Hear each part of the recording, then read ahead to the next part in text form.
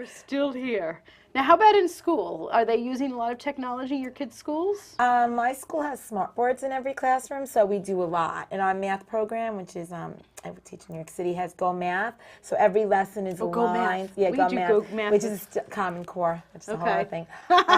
We won't even go there, We right? don't go there with the technology yet. So we have the smart boards where obviously the kids can write on it, they can interact, they can, in the lessons have. In Go Math in the beginning, they have Curious George that comes out and does the introduction on the lesson. So it's definitely interactive. It's definitely engaging for them.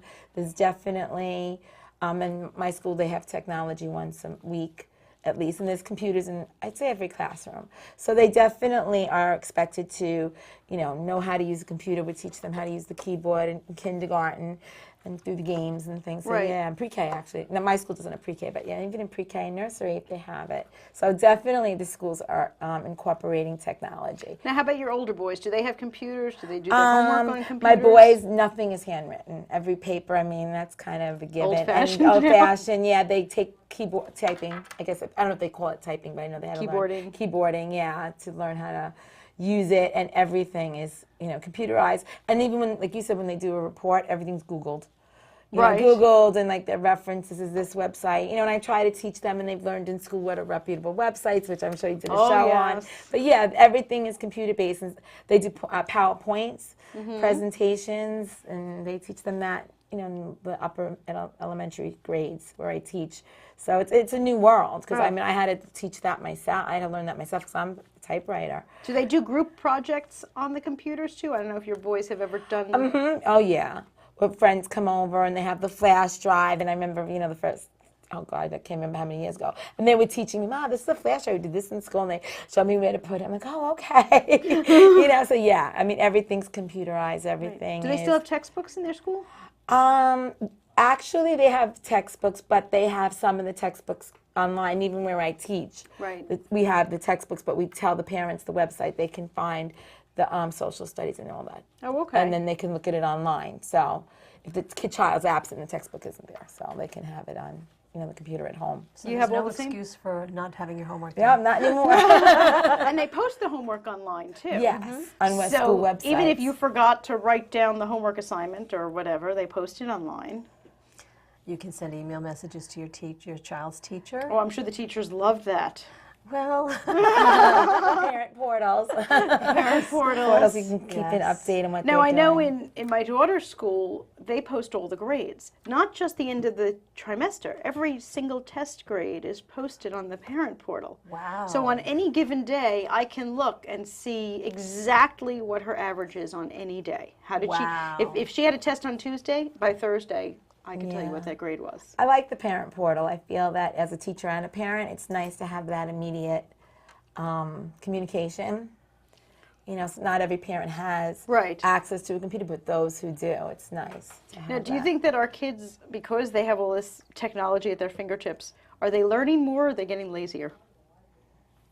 Probably a little of both. They get the information so fast that it's hard to know what's serious and what's maybe inaccurate. Right. So. Yeah, well, it's too easy. I mean, we all had to sit there with a huge encyclopedia and leaf through articles and read things and then handwrite. They just press a button. They get a whole thing. They can just copy and paste it. Even if they had to reword it, it goes so fast. I can't imagine that all that knowledge is seeking in, all that time. Although they say now, since the knowledge is all out there and available, we don't need to know it all. I'm not sure I'm convinced of that, but... I don't agree with that. You need to know, you need to be able to go to a site and trust the information that's there. Right. And that's a whole nother...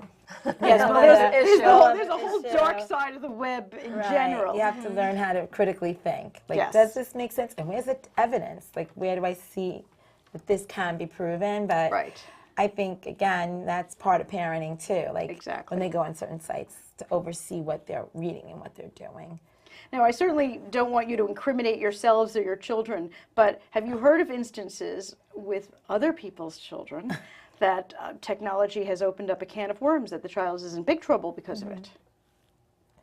Absolutely. Absolutely, yeah. So I tell my kids that too. You know. There's a wonderful cure for much of that. It's called the off button. That's true. You know, and it's so funny how few people use the off button. I've said to parents have come to me, and I've mentioned that there are many things that are available, and we have a whole list of websites for you to check out afterwards. But there are different things, like you have the ability, by the way, if you didn't know, of actually bugging your child's computer or cell phone. If you are concerned about places that they are visiting on the internet, or even what they are texting or what they are writing, you could install, I'll call it spyware, so that you're getting a complete report of everything that they're doing.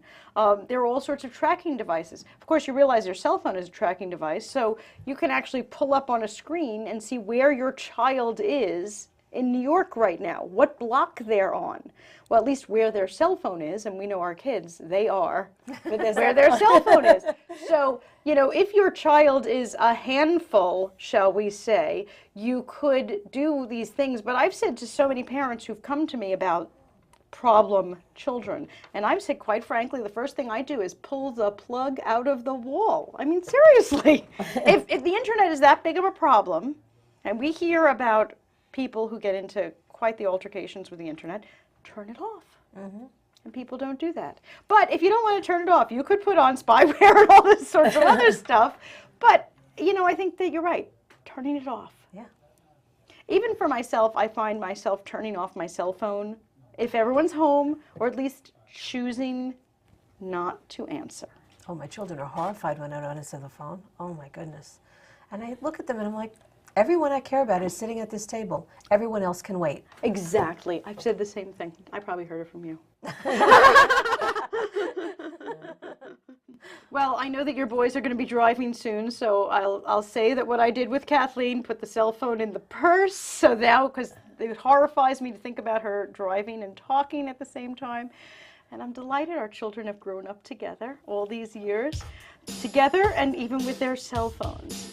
I hope that our viewers have learned a little bit about teens and technology. It's not all bad, but it is definitely something to be aware of. Thanks for joining us.